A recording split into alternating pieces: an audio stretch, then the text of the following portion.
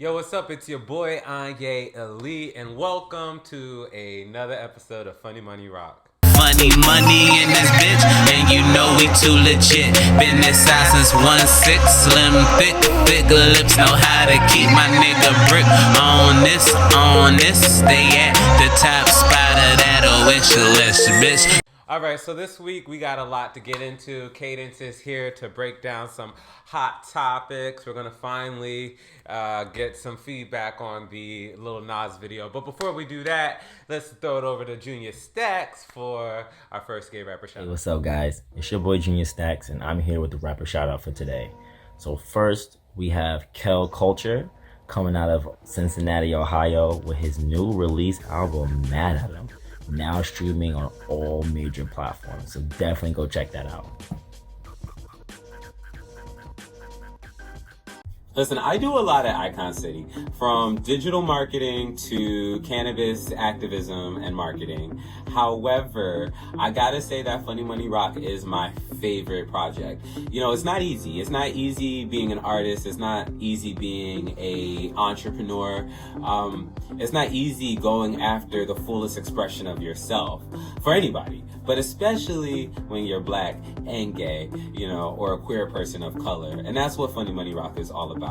You know, whether I'm hosting the weekly live show and talking to artists, entrepreneurs, and models from all over the world and sharing our unique perspectives. I celebrate everything black and gay. Or rather, when I'm producing shows and getting people on stage, just getting people together under the banner of 100% LGBT hip-hop and R&B is probably my favorite thing that I'm doing right now. Right now, I'm joined by our panelist who is so busy arguing with, I don't even know what this person is. We'll get into it in a second. That they can't be here for the whole show. So before we get into the craziness with comedian, failed actor, I don't know, Pierre, whomever, Edwards or whatever, I want to get your opinion really quick on the Nas X Montero video. What do you think? I think it was a very polarizing video. I think if his intention was to get people talking about the video, he definitely did that. I'm not gonna lie, it was a no for me. And it breaks my heart because I love our people. I want to champion for our people all the time. But I liked the idea, but I didn't like the execution. Honestly, I feel like a lot of people are feeding the intention behind little things, but I don't think that it told the story on its own. And I feel like when art has to be interpreted to make sense, it defeats the purpose. If I give the ideas, that feed why this means that, then it's not really your vision, it's my imagination. I felt like the 3 segments of the video didn't run together. So I couldn't tell what the beginning, middle, and end was. I understood the beginning being an alludement to Adam and Eve, the beginning of time. But it was just him and the snake. So I wasn't sure if he was supposed to be the theoretical Steve, or if he was supposed to be Adam, or who he was supposed to be. Then there was a complete change in the middle segment when he was on trial.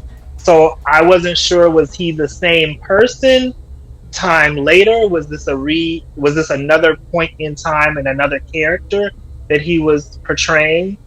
And then I felt like when he slid down the pole and ended up in hell was very lackluster. I mean, it was like there was nobody else burning.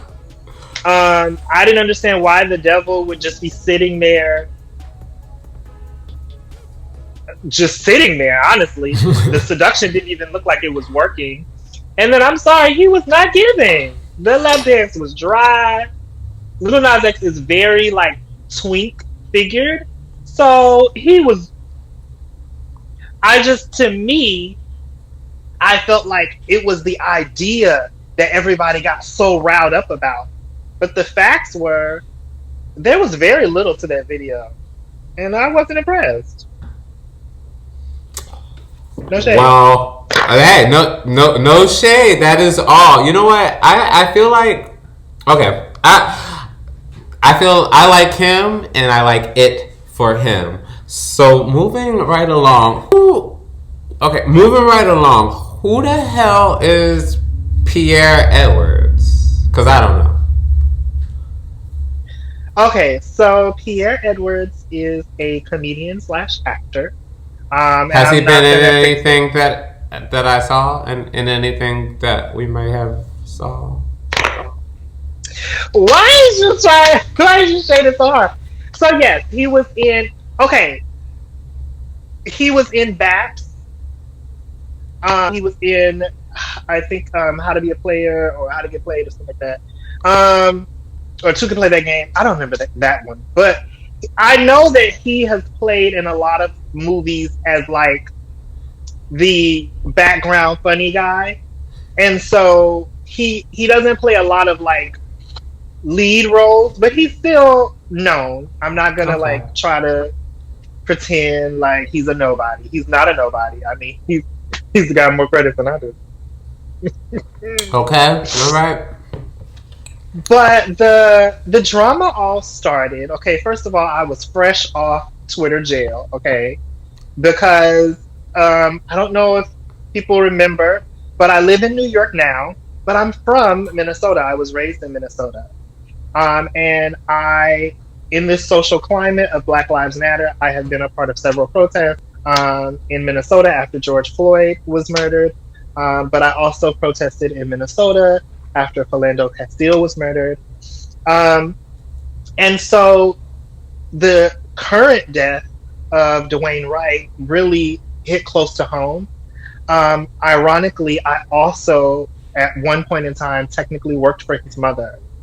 She was a manager at a store that I worked at. And so, we're all in our feelings and our emotions. But I think that sometimes we don't think about how damaging our points of view can be when they're coming from an ignorant, uneducated place, or a backwards thinking place. He is on a cast similar to this, like a podcast called ComedyHype, and they had done a video or done a conversation, and they were talking about police brutality, Dwayne Wright. And he was one of 4 people, and he had the audacity making arguments for compliance. Am I breaking up? You were breaking up a little bit, but I think we got it. He had to him, or maybe some of the other people, or maybe just him, had the audacity to make the argument that if Mr. Wright would have complied, that maybe he'd still be alive or something like that, right? Yes, he had the audacity to be making the argument that if we would just comply, we would be less likely to be killed. And then the beautiful Rita Brett, I'm sorry, tried to go down the list of all the examples of people who did comply or didn't even have a chance to comply before they were murdered. And he still was spewing the ignorant, backwards thinking that, if we just do what Master say, we should be fine. And so I called him out on my personal social media. A lot of people troll from blank accounts. I'm about that action. So I called him out on my social media, and I made some very disparaging comments about his mindset. that I still stand by to this You moment. called him a coon, correct? Ooh! Yes, I called him a coon, and I said that he had a slave mindset that was keeping us in oppression. Okay. And so, believe it or not, shortly after, I received a DM from Pierre himself. Now, I will say, So okay, the actor slid into your DMs. Pierre the slid actor, into the Cadence's actor slid DMs. it. He slid into my DMs. Now, technically, when you tag somebody, because I tagged him, okay, Yes. because I'm not afraid of It being tagged. shows up in his You DMs get first. Yeah, we get it. We get it. right, Yeah, you come get a on. notification. So he replied. He saw it and he replied, and in the as lovely T loves to say, today he has contact. Okay. Mhm. Now I knew, okay, that the two of us could get into a roasting session. He's a comedian. I'm sure he could. He didn't use any. And quite honestly, I could read because reading is fundamental. But I actually really meant truly what I was saying and the message that I was trying to fight for. And so throughout the conversation, I tried to respectfully actually have dialogue. But it didn't take long for me to realize he was just in his feelings and he wanted to try to put me in my place. Which I was like, okay, I guess, he was trying to throw some dry jabs. He commented under one of my pictures with some dry, shade, I guess, that he thought he was throwing. He started mentioning all these contracts he was signing and, sending me his poster for his comedy show that clearly there are still tickets to. He even brought up, that he was going to be doing a podcast with TS Madison. And I was like, okay, I still love TS Madison. That's not gonna, I don't care if she doing a podcast with you. But all of that to say, and of course the receipts are available, on my Instagram. We'll probably filter them in here. But the message was still, the point was still the message. Ignorance. And Okay, so yeah, he told you to suck a dick, okay? And I see here, I'm looking at some of the screenshots here. So he told you to suck a dick, and to sleep well. And sleep well. And I said, I feel like this is something that a lot of people have, different viewpoints. He's probably what you call I don't know how old this man is, but you said he was in BAAPS. At the height of his career, he was in BAAPS. So I'm assuming he's of a particular age, and so I can understand that living with oppression for a long time. Sometimes you get sick and tired, and it could be easy to comply. But you don't knock the young kids and the young people coming up because you didn't lost the energy to fight. And he was missing the point. At no time was anyone on the panel he was on, nor was I, saying that compliance is a waste of time. What we were saying is, we now, so many murders later, have to recognize that compliance is not enough. And so the damaging thing that the narrative I followed their directions and you might survive only supports the negative and evil behavior that these few officers are demonstrating. And it gives them a excuse to say, well, like he said, I was scared, and if this person had just complied, I wouldn't have murdered them. Right. And so I'm gonna be honest, because that's what I do here. right? You call him a coon. So name calling, I guess, seems to be introduced into the situation by you. But with your blue check and your shows and all of this stuff, I am surprised that the man had this much time. And then what I think makes me just most disappointed is that there's this conversation about, firmly we're talking about, policing and Black lives and that dynamic. And he goes to comment on your profile. So you have your picture of, because as we know, Cadence, she's a Mighty Morphin Power Ranger. And so she posted, one of her Power Ranger pictures, and it's the captions like, "Every day I morph into that bitch." And he goes and he comments his, "Not morph, but stay. Since birth, I came for that smoke, and fuck ass," as you called me, which I guess that's another name. Did you call him a fuck ass? I think I did say fuck ass somewhere along the line. Okay. So with that understanding, right?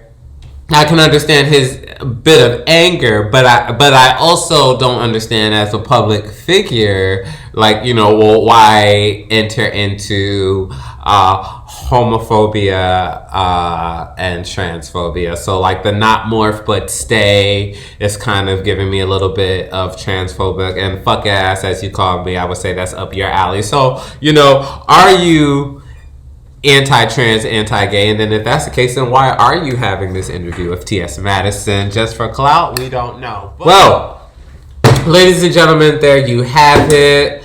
I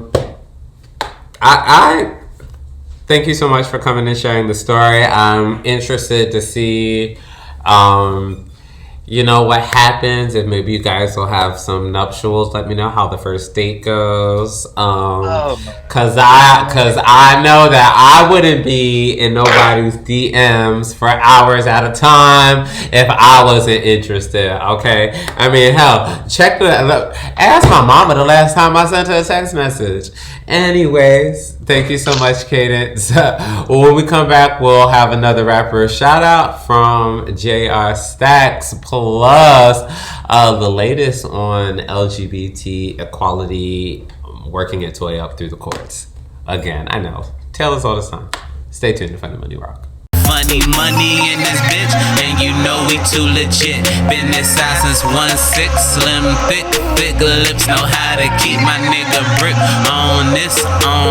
Stay at the top spot of that wish list, bitch. Hey, what's up, guys? It's me again, Junior Stacks. I'm here with the second rapper shout out for today, and it's going to Lunchbox. He's an LGBT rapper. Go check out his new song, Ooh Wee. Follow him on Instagram, guys. Yo, leader of the pack. I got the goons. Watch out for they attack. I keep it cool, cause I don't fuck with chit chat. But I pop an attitude, and cut a bitch real fast. Pop, goes a weasel. I know you hate what you click, I can see you. I know you wanna be media upheaval. Baby, you could never be my equal. I'm a OG hit, you the sequel. I'm the real acid trip, you deceitful. Baby, please tell the truth to your people. Lunchbox, he the real hero. You're all in your bag? Well, nigga, you a cheater. You're old leader of the pack. I got the goons. It's a shame that, like, after so many years, we're still fighting for equality and maintaining it. And, like, today, I want to talk about LGBT equality. And so over the next couple of weeks, we're going to be highlighting specific court cases that have a possibility of heading to the Supreme Court and turning back some of the achievements that LGBT rights have been made. So I know I said when I was talking to Cadence that I was going to come back. With that, we're going to unveil that whole program or slate of content next week, okay?